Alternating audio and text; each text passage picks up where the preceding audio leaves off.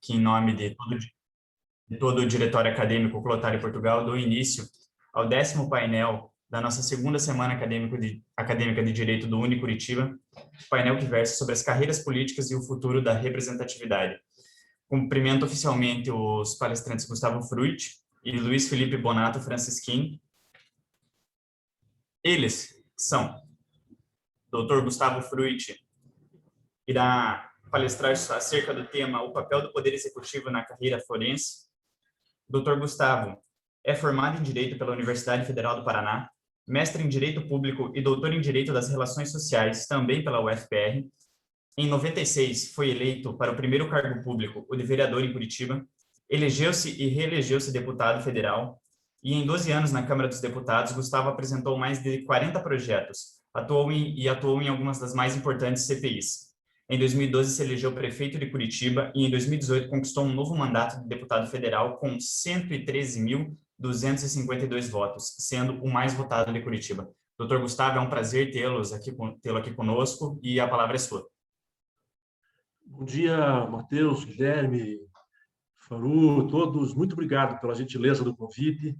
É um privilégio conversar com vocês. Feliz de compartilhar com o Felipe Francisquini, que foi aluno da Unicuritiba, desse painel.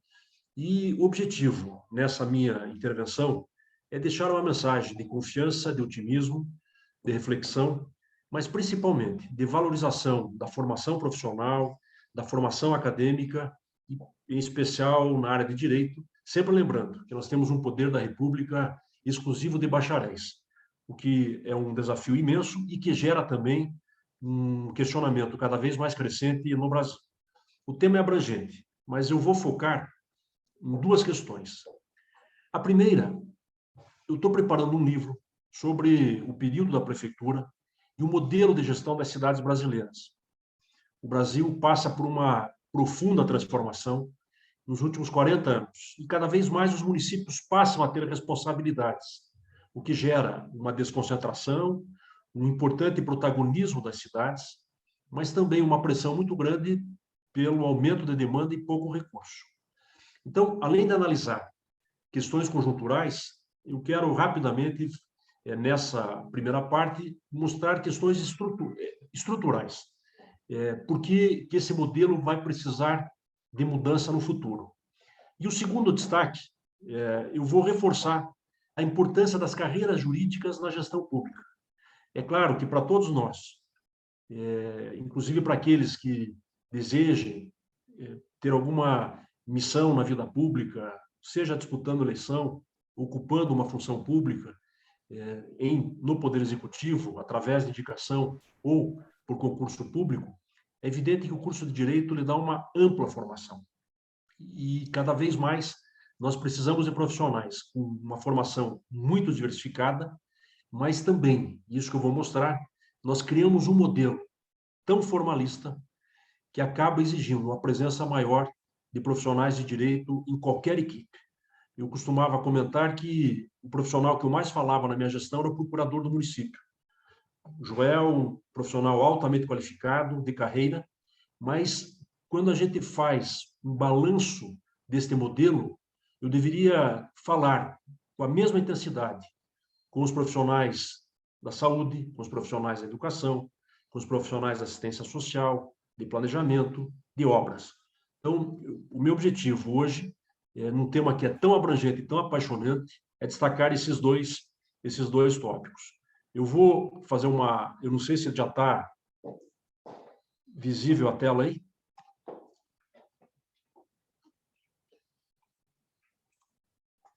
Vocês estão vendo ou não? Ainda não, doutor. Só um minutinho. Deixa eu voltar aqui no share. Isso. Agora sim.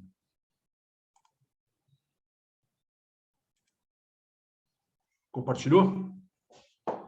Sim, estamos vendo. Tá. Bom, eu vou tirar essa foto rápida aqui, que eu estava com mais cabelo, inclusive. Bom, uma questão lógica que tem que ser considerada sempre é o cenário econômico. Nós estamos vivendo isso hoje.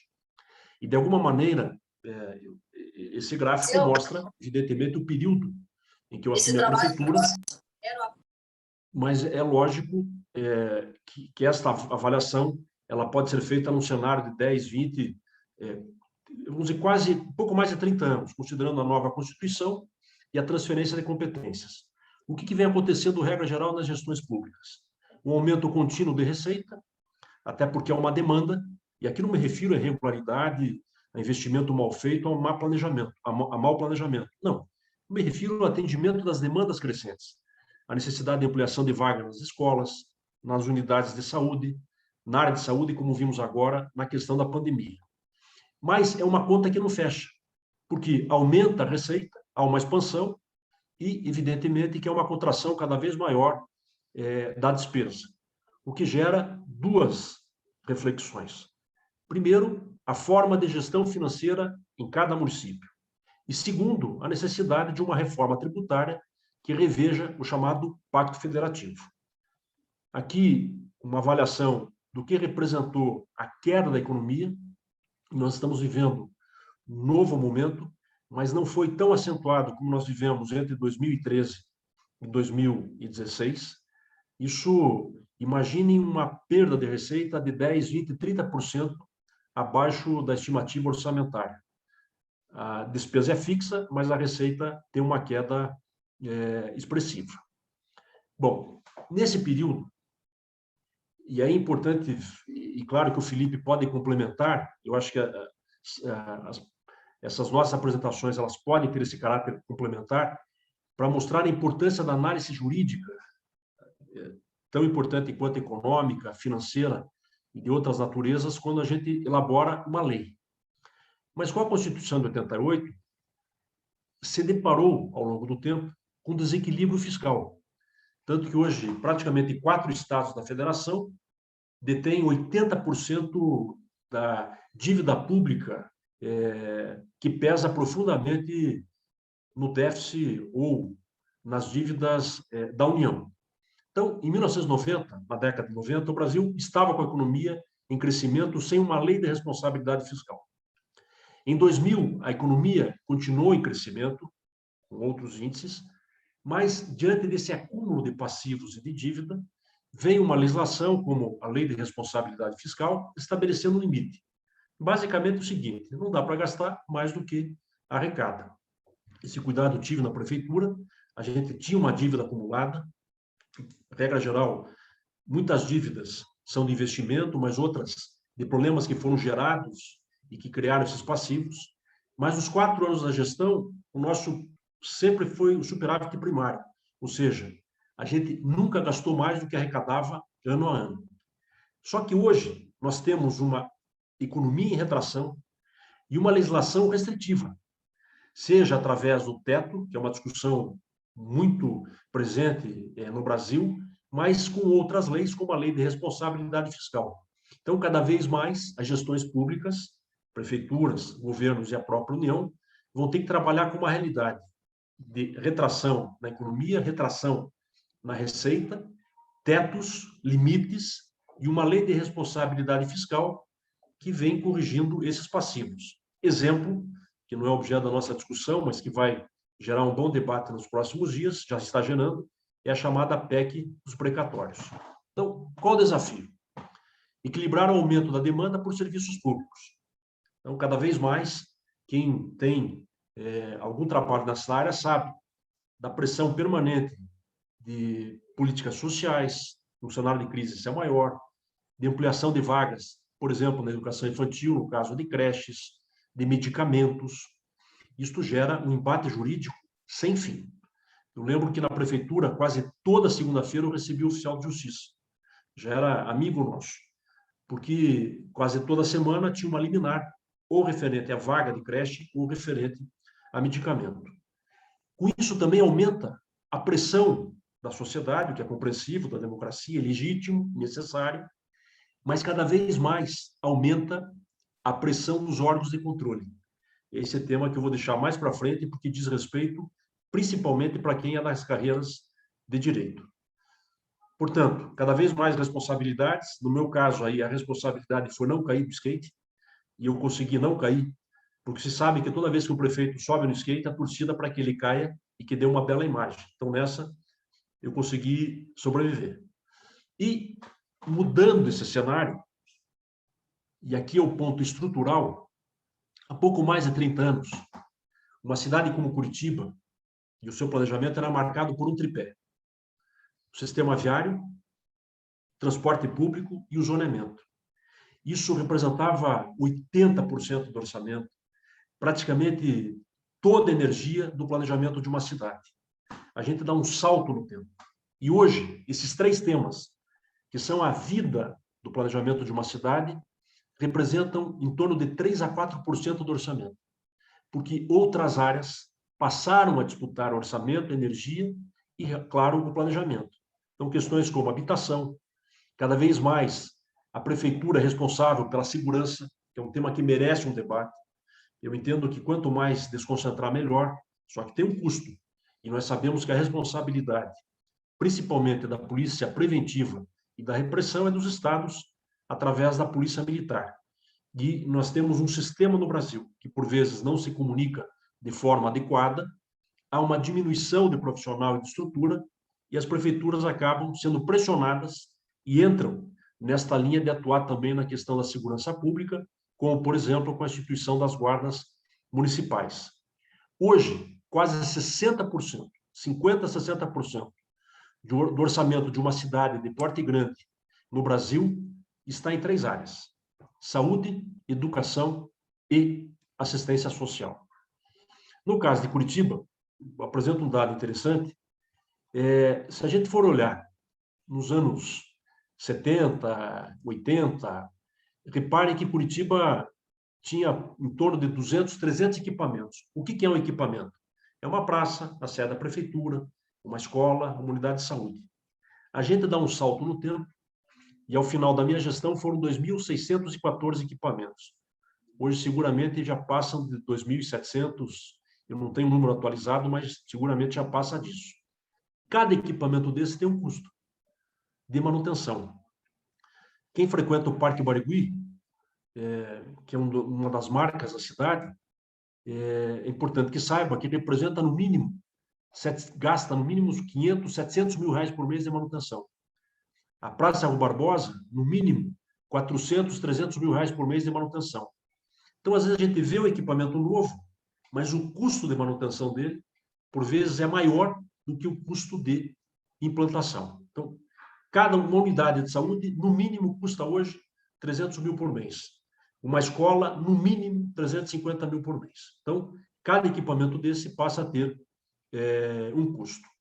Um outro exemplo nessa transferência de responsabilidade é a saúde. Quando eu assumi a prefeitura, uma UPA, e nós deixamos a cidade com 10, 2 foram fechadas, mas uma UPA representava 30% do custo total para o município. Ao final da gestão, isso inverteu, porque o governo federal congela o repasse, só que a pressão pelo atendimento aumenta. Então, cada vez mais, a prefeitura acaba colocando o recurso. Eu terminei a gestão e praticamente 80% do custo de uma UPA era bancado pela cidade. Bom, qual é o futuro? Nós temos uma nova Constituição, nós temos uma discussão difícil de reforma tributária, tanto que ontem começou a ser votado um dos temas da chamada reforma tributária, que é a nova legislação do imposto de renda. Se vocês acompanharem, talvez hoje ou semana que vem, retome a votação. São mais de 25 destaques e todo mundo concorda que tem que ter uma reforma tributária, desde que não mexa no seu espaço. Então, a necessidade de um pacto federativo, de um novo pacto federativo, é necessário no Brasil. Por quê? Esta equação não fecha. Qual que é a equação? Há um aumento da demanda por serviços públicos, o que é compreensível, não só no momento de crise, mas em qualquer país. A gente vê isso no modelo europeu, mesmo no modelo americano. Esse aumento é cada vez maior, em especial na saúde e na educação. Nós temos uma lei de responsabilidade fiscal e outros documentos legais que restringem a expansão de determinados investimentos, lembrando que só o governo federal pode expandir moeda, e esse é um dos desafios do Banco Central, quando se fala em política monetária. E temos cada vez mais uma transferência de responsabilidade para os municípios, seja com relação a transporte, saúde, educação, assistência social. Mas o que tem de novo após a Constituição? E aí que começa a entrar a segunda parte do nosso tema, que é a pressão dos órgãos de controle. Então, nesse período de pouco mais de 30 anos, e eu vivi muito isso na prefeitura, nós temos que buscar um incremento de receitas, que é sempre dolorido, não é fácil. Eu procurei reajustar a planta genérica depois de 10 anos, fui muito criticado por isso, e reajustamos por 1 ano, por 2 anos, o valor real do IPTU. Faz 6 anos que a prefeitura reajusta o IPTU, lixo, luz, acima da inflação. E praticamente não se fala mais no tema. Eu apanhei duramente nisso, e hoje se reajusta há 6 anos, bem acima da inflação, e não se fala mais isso. Há uma necessidade de revisão dos grandes contratos. Eu citei como exemplo o transporte e o lixo, que demandam boa parte da estrutura de um município, e o aprimoramento dos mecanismos de cobrança da dívida ativa, que passa fundamentalmente pela Procuradoria e pelos profissionais de direito. E, claro, na outra frente, a redução de despesas, o que gera sempre um debate, por vezes muito simplista, como vejo em alguns momentos no Brasil, assim como se tudo fosse custo. Eu até dou um exemplo para ser radical. Se nenhuma prefeitura brasileira, se o poder público brasileiro não investir mais na saúde, e olha que o SUS passou a ser reconhecido e valorizado agora, mas se acabar o SUS, acabar as escolas, é evidente que não haverá mais nenhum tipo de gasto. Bom, nós temos uma crescente pressão da sociedade, que é compreensível, é a multiplicação dos centros de decisão, é a decorrência da democracia, e não deve ter meio termo. E aqui começa a entrar muito um tema, essa parte final, que nos interessa para quem é da área do direito. Essa desconcentração é positiva, porque as pessoas passam a ter um contato maior com o gestor, com a gestão, e ajudam a moldar a prioridade no orçamento. E o controle social acaba sendo mais efetivo. Por exemplo, se uma unidade de saúde está fechada, se uma lâmpada de luz está queimada, se tem um problema de pavimentação, a cobrança local é muito mais efetiva. E acreditem, isso também ajuda quando a gente pensa na visão macro e no planejamento de médio e longo prazo. Tanto que nós deixamos o atual plano diretor de Curitiba considerado o mais avançado e moderno do Brasil, e o único que não deu crise nas capitais. Foi fruto de muito diálogo, mas de uma cultura de participação e de visão de médio e longo prazo, além da prefeitura, que a cidade vai construindo ao longo do tempo.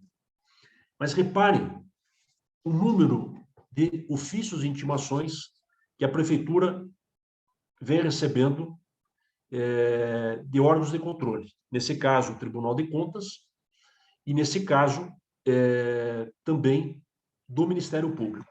É legítimo, necessário, e da minha parte, e sempre foi a recomendação à equipe, primeiro, nunca brigar em público. Nós tivemos boas discussões nas reuniões, sem ofensas, evidente, não precisou apartar ninguém, ninguém chegou a ninguém, por vezes tenso, mas nunca brigar em público, nunca questionar o papel institucional dos órgãos de controle, e, claro, respeitar o diálogo, mas também respeitar a autonomia e a competência municipal.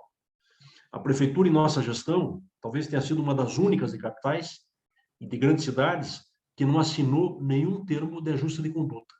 Não que eu seja contra os TACs, mas a gente sempre enfrentou dentro da realidade orçamentária, porque é um debate assim. Quando você sai uma liminar para ter uma vaga de creche, o argumento é assim: não cabe ao Judiciário, ao Ministério Público, discutir se tem orçamento. O que cabe é um direito que tem que ser cumprido pelo Poder Executivo. Então, o que a gente alegava? Que não havia nenhuma razão para não atender aquela demanda se não fosse por uma questão orçamentária. Até seria perverso imaginar que não vá se atender uma demanda social. Então, sempre houve o choque, mas sempre houve. O debate sempre foi em respeito às decisões do Judiciário, com muito diálogo, seja o Ministério Público, o Tribunal de Contas, e, claro, outras demandas, que são milhares de demandas de diferentes setores da sociedade e da população. Então, durante a gestão, é um número muito expressivo de ofícios. Isto cabe aos profissionais de direito fazerem a triagem e depois dialogarem com os setores específicos da gestão, pedidos de informação, recomendações, mas em nenhum momento assinatura de termo de ajuste de conduta. Não em desrespeito ao Ministério Público ou ao Judiciário, mas também por ter clareza de preservar o arbítrio de uma gestão. Eu, como prefeito, gostaria de atender tudo, todos, não ter limite orçamentário. Só que a gente tem demandas que vão se acumulando, tem limite orçamentário, e evidentemente que a gente sempre, eu não vejo qual gestor não gostaria de fazer tudo e o tempo inteiro. Tivemos centenas de ações judiciais contra o município, a maior parte delas propostas pelo Ministério Público. Então, ações referentes a vagas de creches, medicamentos, que é um tema que gera um debate intenso, com a criação das carreiras de defensoria pública e concursos, abriu-se também uma nova frente, também todo respeito e sempre todo diálogo com a defensoria pública. Mas eu estou citando aqui, como eu falo com estudantes, principalmente da área de direito, que são carreiras típicas de bacharéis e são instituições que cada vez mais vão demandar por serviço público, e caberá ao executivo, se tiver clareza também da sua função, dialogar, mas de forma firme, dentro da realidade orçamentária e dos limites constitucionais. Ainda durante a gestão nossa, foram criadas dois juizados especiais da Fazenda Pública em Curitiba, o que aumentou muito as demandas em relação ao município. Daí a importância de termos uma carreira, eu sempre defendi uma carreira profissional na Procuradoria, toda a equipe da Procuradoria 100% exclusiva de profissionais de carreira, não que eu tenha qualquer questionamento a quem seja de fora, mas no momento que a gente estabelece uma carreira, uma cidade do porte de Curitiba, como muitas capitais, e cidades grandes, tem condições de estabelecer carreiras, tem um modelo regulamentado. É evidente que nós temos que ter um quadro também que seja valorizado, isso tem custo, e quando a gente fala em responsabilidade fiscal, teto, limite de gastos, isso tem um custo também de natureza política e profissional, mas ocupei as funções 100% com profissionais da carreira do município de Curitiba. Então, são ações, são milhares de ações todo ano, de diferentes origens, isto por erros do passado. E aqui eu quero deixar bem claro, não generalizo, porque cada ação, cada sentença, ou cada processo tem que ser analisado. Mas é inconcebível que ainda hoje a gente tenha que pagar através de precatórios, e não tem discussão com precatórios, tem que ser pagar, apesar da discussão que está tendo hoje por parte do governo federal, dívidas que foram abertas, e para mim muitas de forma irresponsável, nos anos 70, 80, era assim, desapropria e deixa correr. Faz o contrato, não paga, não corrige, deixa correr. Isso tudo foi gerando demandas, muitas delas que levaram décadas para terem solução e que impactam de forma muito pesada o orçamento. Então, defendo que nós temos que ter uma estrutura profissional, a legislação também muda com o tempo. Tem um exemplo que para mim é emblemático. Quando teve a Copa em Curitiba, gerou uma imensa discussão, a prefeitura teve que desapropriar áreas para que o Atlético pudesse ampliar e implantar o projeto novo da Arena para receber os jogos da Copa. A prefeitura teve que pagar antecipadamente. E são valores expressivos. Da mesma forma, quando fizemos obras, como no Ceasa, trincheiras, às vezes o custo de desapropriação, que é pago antecipadamente, é maior do que a obra. Quem conhece ali a região sul de Curitiba, a trincheira do Ceasa, passa ali com frequência, aquela obra custou 8 milhões de reais. Nós iniciamos a obra, entregamos quase 70% dela. Porém, o custo de desapropriação que foi pago integralmente na nossa gestão foi de 15 milhões de reais. E é um investimento e um recurso que não aparece. Mas por quê? É uma mudança na lei em gestão para acabar com esses passivos que são intermináveis. O governo federal tem que pagar esse ano não, ano que vem, 82 bilhões de precatórios. E na gestão, a gente chegou a pagar por ano, entre precatórios e dívidas internacionais, com a desvalorização cambial, 160, 180, 200 milhões de reais. É um dinheiro que não aparece, mas que absorve boa parte dos gastos. Então, além das ações do Ministério Público, da Defensoria Pública, dos passivos judiciais, nós tivemos agora a implantação dos juizados especiais e a criação na nossa gestão, durante a gestão, de 2 juizados especiais da Fazenda Pública. Essa estrutura profissional de servidores da Prefeitura, no seu quadro de servidores, tem uma carreira típica só de procuradores, e eu avalio como uma carreira das melhores entre as carreiras de procuradores do Brasil, profissionais altamente qualificados, respeitados.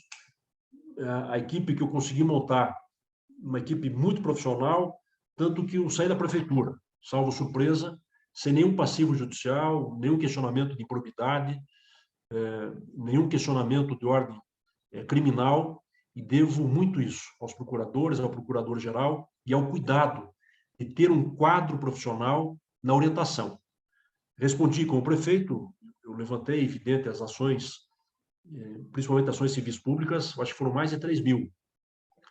Mas como prefeito, pessoa jurídica, nenhuma delas teve consequência ou descumprimento ou alguma questão de natureza criminal. E evitamos um desequilíbrio também nas ações da prefeitura, corrigindo uma série de passivos e procurando não deixar nenhum passivo de médio e longo prazo. Isso, para mim, é uma atitude irresponsável. Hoje, é evidente que não vou...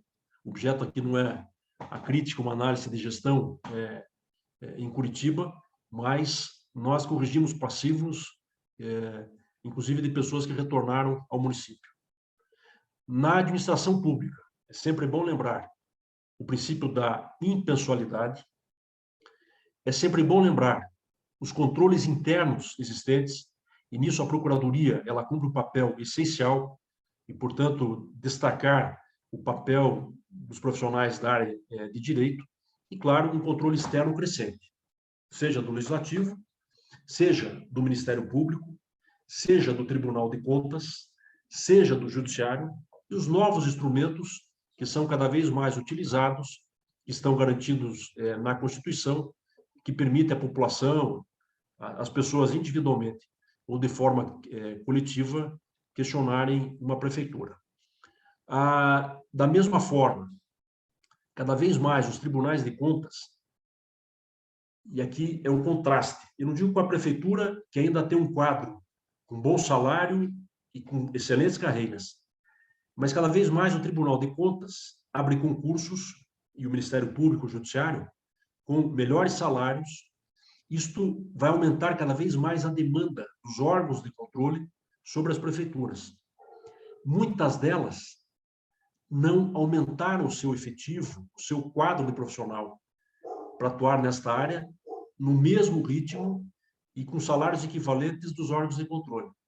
Então, na minha avaliação, isso é um dos fatores de choque hoje que acontece quando, por vezes, a gente vê uma generalização ou a irregularidade apontada por algum desvio, como se isso fosse regra geral, ou a irregularidade apontada por uma falta de estrutura para cumprimento, às vezes, de prazos de questões elementares nas informações que são solicitadas. Então, nós temos um aumento também de ações, é um ganho da cidadania, é um ganho da Constituição, como é o caso da ação popular, ação civil pública, ação de improbidade administrativa e os mandados de segurança.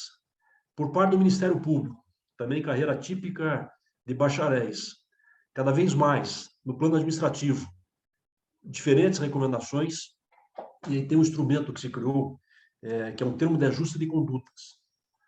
Nós não fizemos a prefeitura, nada contra, mas em muitos casos há uma prevenção de uma gestão o que gera um choque com o Ministério Público.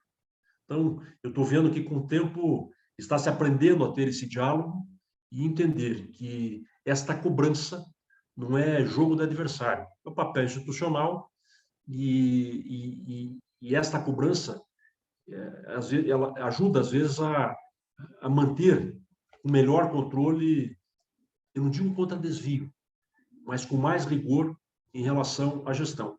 E aqui nós temos uma equação que todos nós temos que sempre discutir da área do direito. Quanto maior o controle, mais gasto com o meio e mais demora na entrega de resultado para a população. Então, este equilíbrio ainda vai chegar numa equação, um resultado mais efetivo e mais rápido na entrega do serviço público. Temos contenciosos permanentes, né?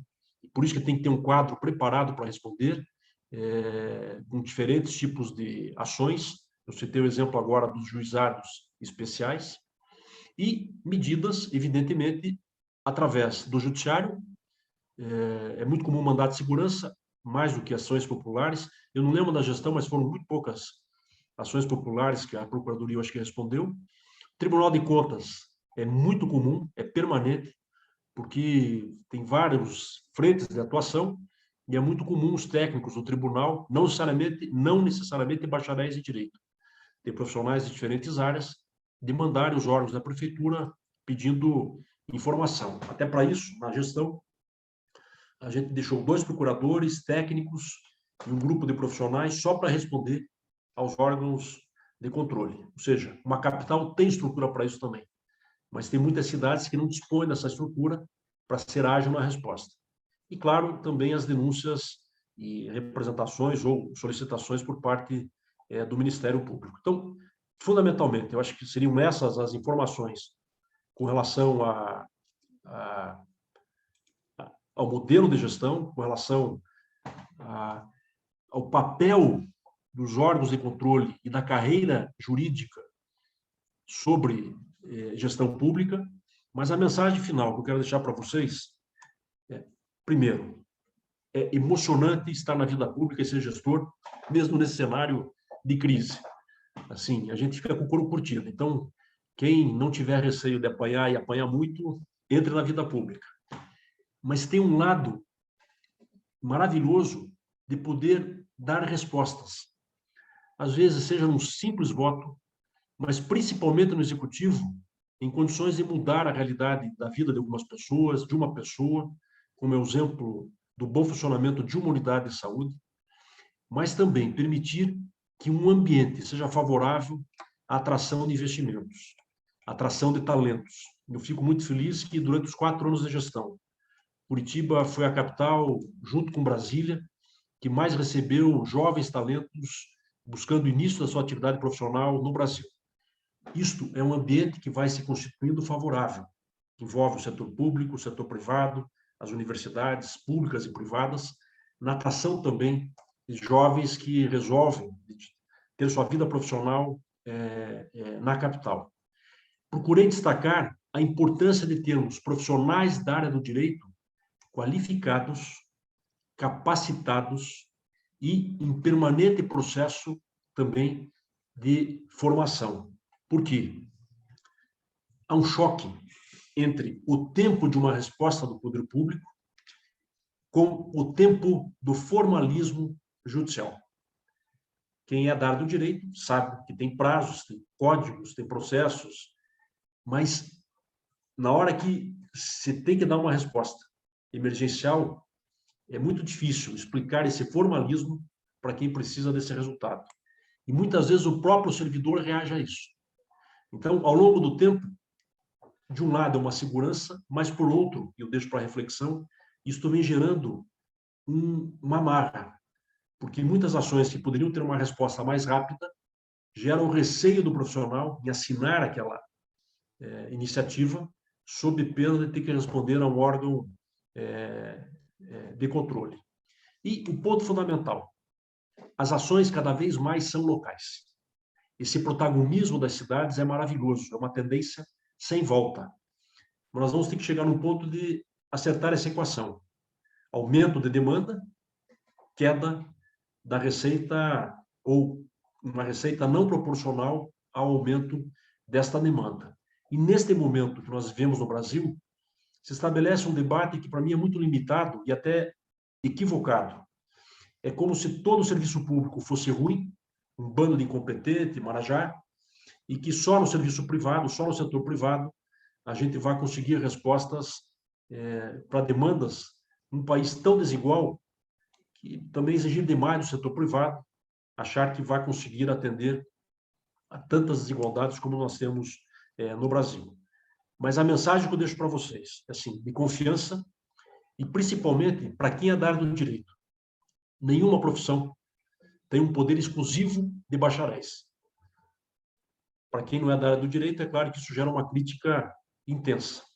Então, uma responsabilidade imensa para quem é da área do direito. Saber que tem um poder que é exclusivo, mas também saber que tanto no executivo quanto no legislativo, a forma ela pode ser decisiva para a entrega de um projeto em benefício da população. Então, cada vez mais, qualificar os profissionais de direito, mas também com a formação do que significa a gestão pública e do que significa a política numa concepção positiva.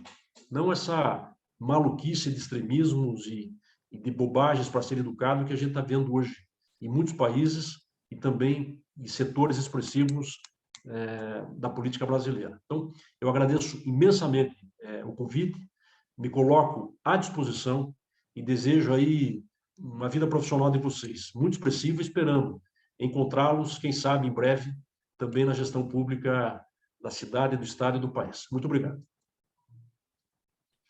Muito obrigado a você, doutor Gustavo, pela excelente explanação e pelo seu excelente trabalho.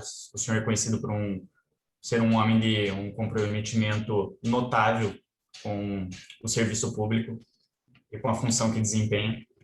E eu tenho uma pergunta direcionada justamente ao quesito orçamento da gestão. O senhor, em sua experiência quanto gestor, eu gostaria de saber se existe algum setor na sua época de exercício, na prefeitura, algum setor no recebimento dessa demanda de serviços públicos e de assistência e serviço social. Só um minuto que a minha câmera desligou. Aí.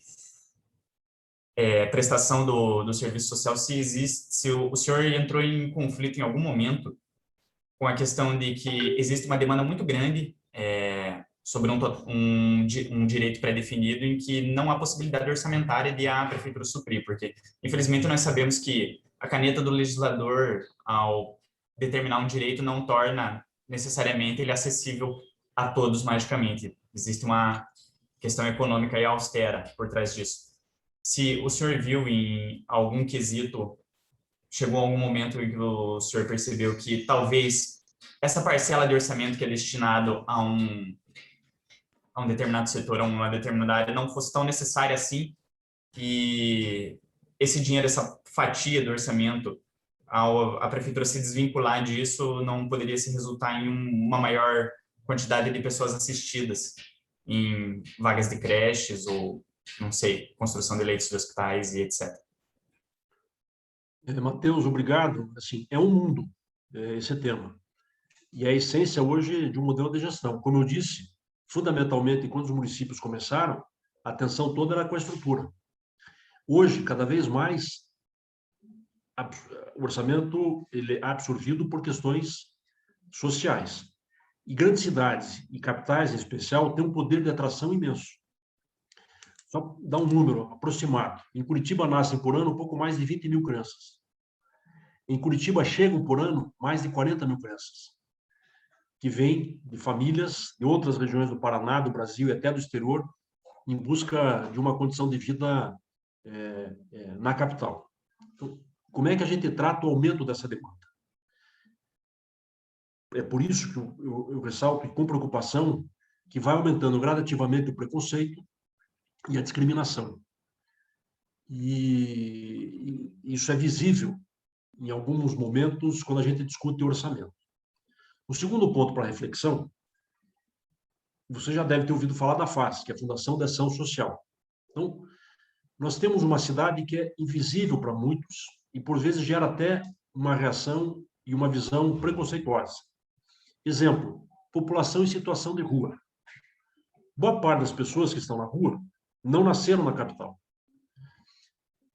Tem muita gente altamente qualificada, inclusive que vem do exterior e acaba, por diferentes razões de ordem psicológica, até por problemas de natureza de saúde, médicos, optando por morar na rua.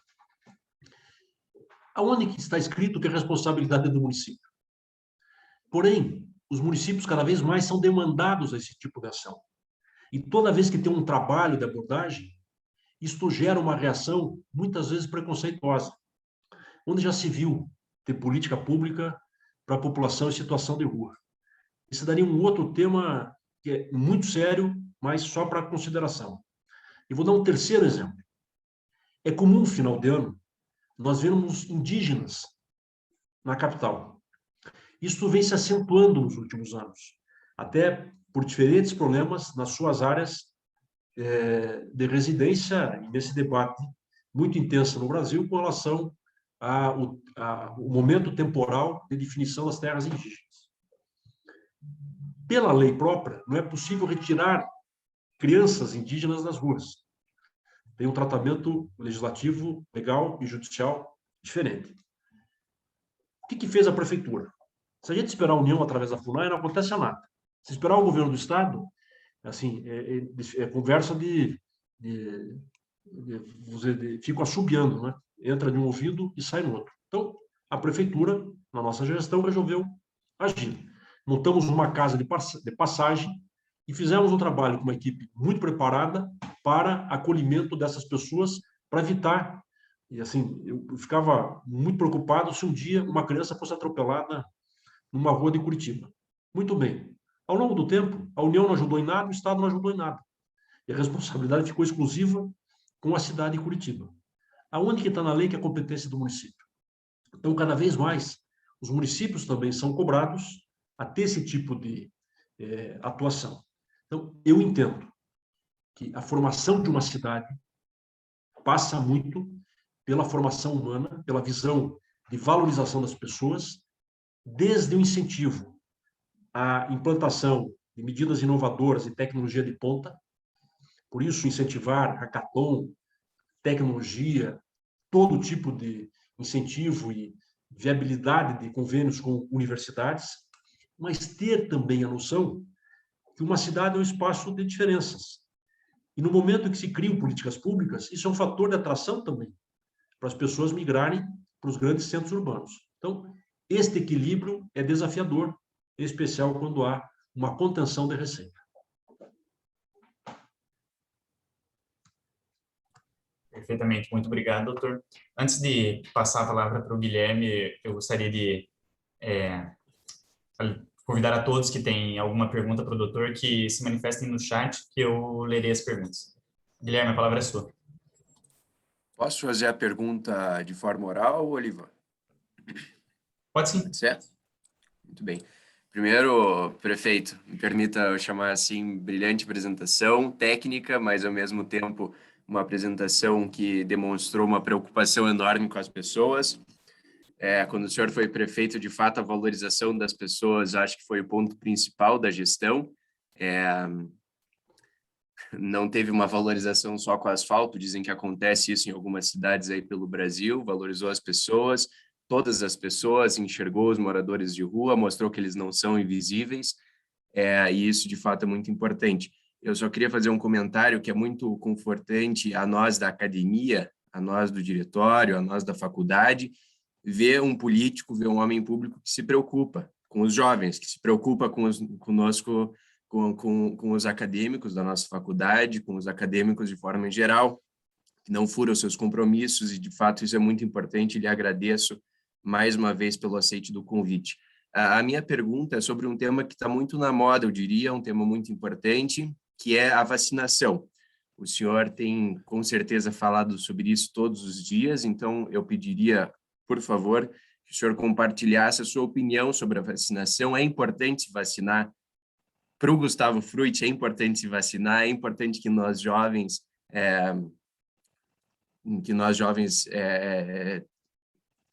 abordarmos, né, essa situação da vacina. É uma situação complicada, é uma situação que está longe das nossas mãos, mas está próxima da sua, como político, como homem público. Então, eu gostaria de saber da vossa opinião e agradeço mais uma vez por estar aqui com a gente, valorizando a academia e valorizando a nossa faculdade. Guilherme, muito obrigado mais uma vez pelo convite, pelas manifestações, pelas suas considerações. Eu fico muito feliz de conversar com estudantes. Isso, para mim, é uma prática que me ajuda muito a moldar também o mandato e para a gente não perder a noção do mundo real. Às vezes, a gente entra na vida política, acaba circulando num meio e perde, às vezes, até uma autoavaliação, uma autocrítica de correção de rumo. Então, muito obrigado. E o tema da vacina vai dar um capítulo fantástico na história do Brasil. Fantástico para o bem e para o mal. É impressionante como ainda hoje a gente vê uma reação de setores do governo com relação à importância da vacinação. Tanto que o Brasil é o único país, ou parece que tem mais um, eu não lembro qual, não lembro que eram 2, mas é o único país que a gente não sabe se o presidente tomou ou não a vacina. Uma coisa normal é objeto de sigilo. Isso foi classificado como documento sigiloso. E o presidente não disse se tomou ou não tomou a vacina.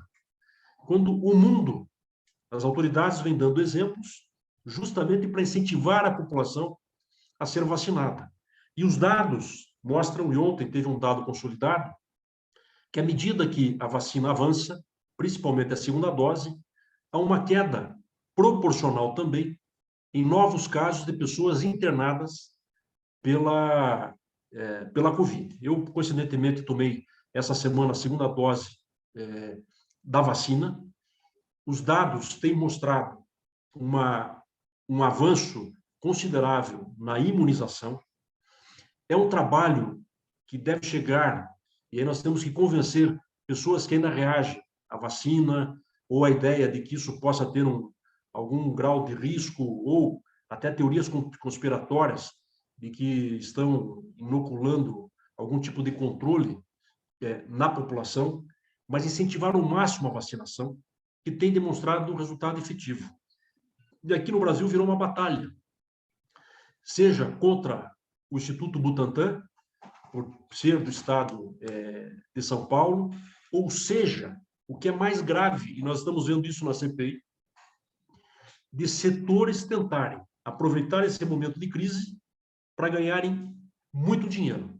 Então, o lado positivo, e a minha ideia aqui hoje é ter uma visão também alegre desse encontro, é que o Brasil passou a conhecer de forma geral 2 grandes laboratórios, o Instituto Butantan e a Fundação Fiocruz. São hoje expressões sinônimos de qualidade. Eu acho que não tem ninguém na sociedade brasileira que não saiba identificar o que significa a expressão Instituto Butantan e a Fundação Fiocruz. Segundo, à medida que a vacina avança, há uma redução expressiva de óbitos e uma redução expressiva de pessoas contaminadas. E terceiro, para a gente entender, e a minha geração viveu muito isso, eu estava tentando lembrar aqui, desde a primeira vacina que eu tomei, até esses tempos eu fui perguntar para a mãe, que a gente fica com aquelas vacinas que tem marca no braço, mas a minha geração, ela viveu crises que foi do sarampo, catapora, H1N1, a AIDS, que veio forte nos anos 80, agora a questão da Covid. Isso é um sinal também de que a humanidade, cada vez mais, vai depender muito de cuidados preventivos, de mudanças de hábitos e, principalmente, da saúde pública, da pesquisa, para antecipar crises, diagnósticos e poder ter uma resposta. Esse é um lado muito positivo que a gente viu com a tragédia da Covid. A resposta mais rápida da história da humanidade na produção de uma vacina e na descoberta de instrumentos de prevenção para a contaminação. Mas é uma tragédia que vai marcar profundamente a nossa geração, a geração de vocês, e não é normal. Num período tão curto, a gente ter o registro de 580 mil mortes e muitas autoridades tratando isso como se fosse algo secundário. Então, é muito grave o que a gente viveu, mas, por outro lado, mostrou uma resposta rápida dos laboratórios, boa parte deles públicos, mas também instituições privadas pelo mundo afora, mas expôs a importância de um sistema de saúde. E eu vejo, nos dias que fui tomar vacina, gente com carro importado na fila da vacina, que virou, evidentemente, a vacina exclusiva do Sistema Único de Saúde, mas, ao mesmo tempo, o negacionismo como algo triste para ser educado e ainda o atraso e os sinais contrários de autoridades que deveriam liderar, que devem liderar um momento como esse.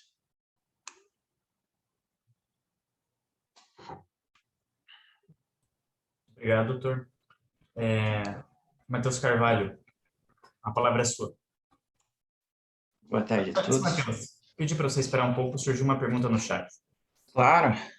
O Domingos Antônio perguntou se, na sua opinião, doutor, o município tem muitas ou poucas competências constitucionais. Cada vez mais.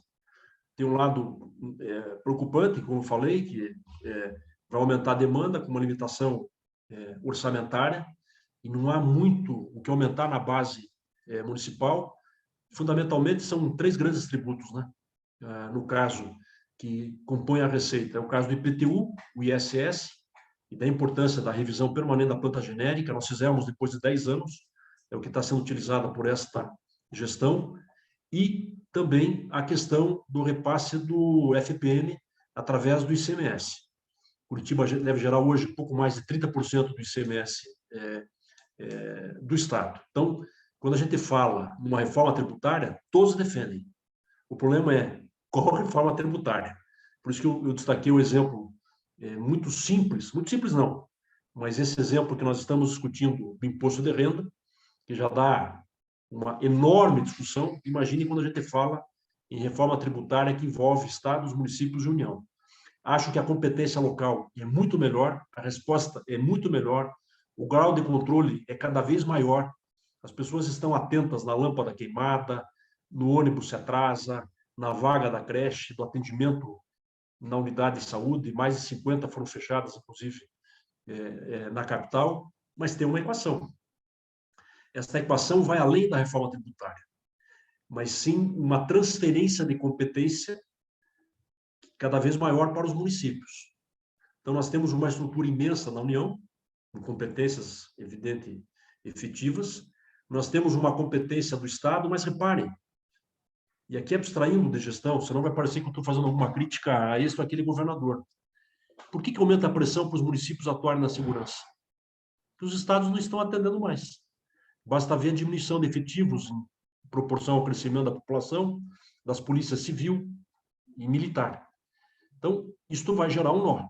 Então, lá na frente, será necessário uma repactuação. Por isso, eu coloquei lá na nossa apresentação a necessidade de um novo pacto federativo. Perfeitamente, doutor. Matheus, desculpa a interrupção, a palavra é sua. Bom dia, Gustavo, tudo bem? Muito bom ver você aqui de volta no Unicuritiba. Fico até muito feliz em vê-lo retornar. A minha dúvida, eu acho que a gente pode trazer um pouco até para uma matéria mais técnica do direito administrativo em si, porque eu me lembro muito da história de que no primeiro ano de gestão foi inaugurado a maternidade do Bairro Novo, se eu não me engano, e era uma necessidade da região. E uns 2 anos depois, ao voltar, a população não queria mais uma maternidade, eles precisavam de CMEIs, porque as crianças cresciam e a necessidade da população ia avançando conforme as crianças cresciam. Então, juntando isso com o direito, no sentido de que nós temos 2 tipos de administração muito claras, a monológica e a dialógica.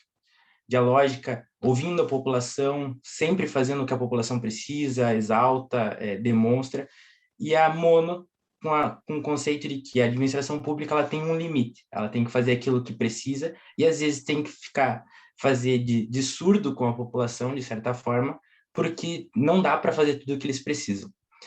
Com esse avanço das redes sociais, com esses avanços da população cada vez mais em cima da administração pública, qual é o limite para o administrador entender que ele deve ou não ouvir a população? Matheus, muito obrigado. Hoje, excepcionalmente, eu posso falar de futebol, depois da vitória do Curitiba ontem por 3-2, mas excepcionalmente eu também não sei a sequência.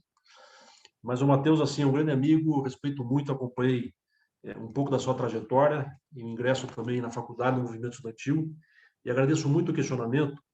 E eu dei uma risada, porque é interessante esse exemplo do Bairro Novo. Logo que eu assumi, a gente reestruturou aquele hospital, fortalecendo a rede de prevenção e maternidade. Tanto que Curitiba teve o menor índice de mortalidade infantil da sua história, o menor índice de transmissão da HIV através da gestante. São dados muitas vezes invisíveis, mas que mudam a vida das pessoas. E depois de um ano e pouco, nós fizemos a celebração do nascimento da criança, da 1000ª criança no Hospital do Bairro Novo. E pouco mais de 2 anos depois, não lembro exatamente a data, nós fomos comemorar o nascimento de 2.000 crianças. E o Matheus falou uma coisa que, não sei se você lembra disso, ou talvez isso tenha te provocado a esse questionamento, que quando eu cheguei todo feliz para comemorar o nascimento da criança número 2000, tinha muita faixa em frente ao Hospital do Bairro Novo pedindo vaga de CMEI. Daí é uma coisa lógica, né? É inevitável. Aquelas crianças que nasceram um ano e meio antes, evidentemente que as mães precisavam das vagas nos CMEIs. Então, de um lado, muito feliz com o nascimento da criança número 2000, mas, por outro lado, a demanda crescente. Esse é um embate sem fim, Matheus. Eu acho assim, o poder público arbitra e tem um custo político cada decisão que toma. É a decisão de abrir ou não novos CMEIs. E, para mim, isso parece pendular. Durante a gestão, nós abrimos 25 novos CMEIs. A atual gestão não abriu nenhum. E hoje não há uma condenação a isso. É claro que é uma questão de tempo. Da mesma forma, na gestão, nós abrimos 6 unidades de saúde e 2 UPAs. A atual gestão fechou 2 UPAs e fechou mais de 50 unidades de saúde. É claro que isso também terá uma cobrança lá na frente. E tivemos, evidentemente, uma pandemia no meio. Na nossa gestão, a gente procurou dar clareza aos contratos de transporte coletivo e mantendo o reajuste da tarifa com menor subsídio, porque na minha gestão o governo do Estado cortou o subsídio para a capital. Hoje não. O governo do Estado aporta dinheiro no sistema da capital. Em pouco mais de 5 anos, foram mais de 500 milhões de reais entre recursos do Estado e da Prefeitura. É por isso que a tarifa está congelada em R$ 4,50 e o preço dela está superior a R$ 6,00, que é pago para as empresas. Então, eu vejo com o tempo, abstraindo, e por favor, eu tomo muito cuidado, porque eu não quero transparecer aqui nenhum embate de conjuntura, mas é pendular. São movimentos que vão oscilando ao longo do tempo. A gente vê isso no governo federal, o que representou, os conceitos que representaram a vitória do Bolsonaro.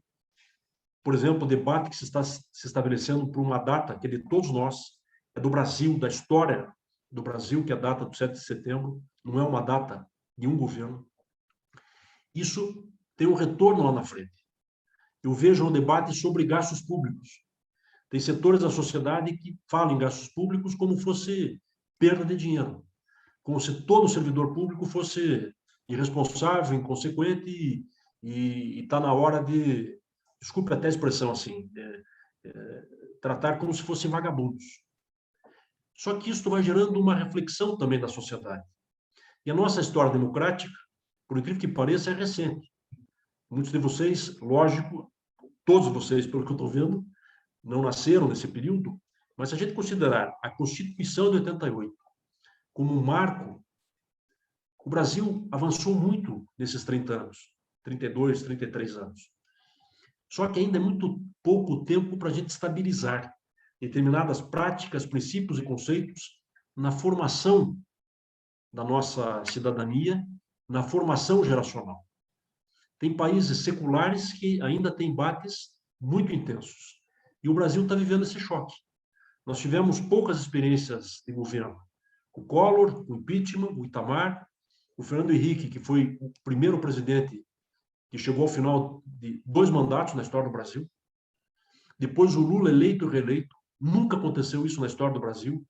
Se for possível, se alguém quiser pensar ideologicamente em mudanças de posição, e depois a Dilma, o impeachment, e agora o Collor, no momento em que nós vivemos um extremismo que muitas vezes não dá margem para a gente racionalizar e estabelecer um bom debate. Então, eu não sei qual é o modelo ideal. A tendência, e isso eu defendo, é o máximo de transparência, o máximo de participação, mesmo que, por vezes, isso possa gerar uma diferença de tempo na resposta. O risco é menor. O exemplo que eu dou é do plano diretor. Curitiba foi a única capital que não deu crise na discussão, elaboração, votação na Câmara Municipal e sanção do plano diretor, tanto que está em funcionamento sem nenhuma grande batalha. Mas se tem um espaço que gera inteligência, que gera inovação, é esse espaço das cidades. Eu acho que no futuro, cada vez mais, o protagonismo é das cidades. Eu dou um exemplo. Repare que o mundo, quase todos os países europeus, inclusive a Alemanha, que tem as autobahns, cada vez mais tendo políticas nacionais de limite de velocidade. Eu apanhei muito quando implantamos a Via Calma e a Área Calma. Ainda hoje apanho. Mas o tempo mostra que tem um resultado. E quando a gente se dispõe a viver no espaço coletivo, é evidente que nós vamos viver com muitas vantagens, mas também com algumas restrições. Nenhuma cidade no mundo e no Brasil, apesar dos mitos, nenhuma cidade foi planejada para ter o crescimento que as cidades brasileiras estão tendo. Curitiba hoje tem praticamente um carro por habitante. São poucas cidades do mundo que têm esse índice. São mais de 500 mil veículos num anel central de 40 quarteirões que circulam diariamente. Não há estrutura que possa atender essa demanda crescente. Então, em resumo, não tem um modelo ideal, não defendo que política social ela tem que ser enfrentada, senão o preço para a cidade é muito maior, e o poder público tem que ser um fator de incentivo e de mobilização, e não um fator de criar obstáculo. Por isso eu acho que Curitiba tem uma história bonita que faz uma cidade diferente. É uma cidade com muitos universitários, estuareja. Eu não sei, na turma de vocês ou quem está participando desses encontros, até valeria uma consulta informal. Muitos devem ser do interior do estado, de outros estados que vieram morar na capital. Isso tem um fator maravilhoso de oxigenação. Curitiba é uma cidade inovadora, porque consegue manter um diálogo entre poder público, setor privado, e tem exemplos muito criativos, e setor universitário. Então, não tem um modelo ideal, mas eu defendo que nós temos que ter recurso público também, e aqui não é nenhuma visão ideológica, eu acho que isso também já está superado, mas para diminuir desigualdades e dar oportunidade de inclusão. Então, é os Jogos Paralímpicos. Um exemplo maravilhoso, uma identidade maravilhosa da competência de atletas brasileiros, para atletas brasileiros, que estão entre os melhores do mundo, e muitas vezes depende de uma estrutura pequena aqui para poder ter um trabalho de desenvolvimento.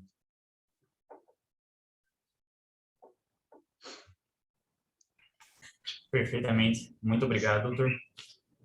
Não havendo mais perguntas, eu gostaria de informar que o deputado Felipe Francischini não compareceu e afirmar que, a partir da ausência dele, temos uma breve mensagem sobre o futuro da representatividade, que, assim como temos deputados muito comprometidos e muito sérios no serviço prestado ao povo brasileiro, temos também alguns não tão comprometidos assim. Então, mais uma vez, muito obrigado, doutor Gustavo, pela excelente explanação e pela sua presença. Foi muito benéfico, muito gratificante recebê-lo no nosso evento hoje.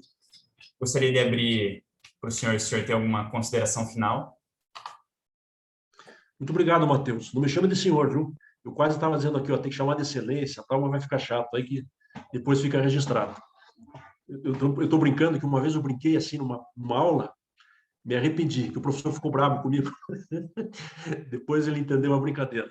Mas, assim, muito obrigado pelo convite, parabéns pela iniciativa, sigam firmes, e eu acredito muito nesse diálogo que vocês estão provocando, auxilia muito a gente, para quem tem mandato. Eu reitero que gosto de ouvir, gosto de participar, acredito muito na universidade, nos estudantes, e agradeço imensamente o privilégio de poder estar junto hoje com vocês nessa manhã. Peço desculpas aqui, que eu estava com o horário, pensei que era mais tarde, mas, de qualquer maneira, a camiseta não é pela informalidade do nosso encontro, mas é pela informalidade da manhã. Então, muito obrigado, parabéns, e desejo que vocês tenham uma retomada da melhor qualidade a partir das aulas presenciais e todo mundo comportado em sala de aula aí nesse período. Muito obrigado. O privilégio é todo nosso, doutor. Muito obrigado mais uma vez pela exposição. Contamos com a sua presença para eventos futuros, sempre muito bem-vindo. E eu dou por encerrado oficialmente o nosso 10º painel da Semana Acadêmica. Lembro a todos que o evento continua a partir das 19 horas, hoje à noite, e contamos com a presença de todos para prestigiar o encerramento oficial de todo o nosso evento. Mais uma vez, muito obrigado, doutor. Um grande abraço e até a próxima.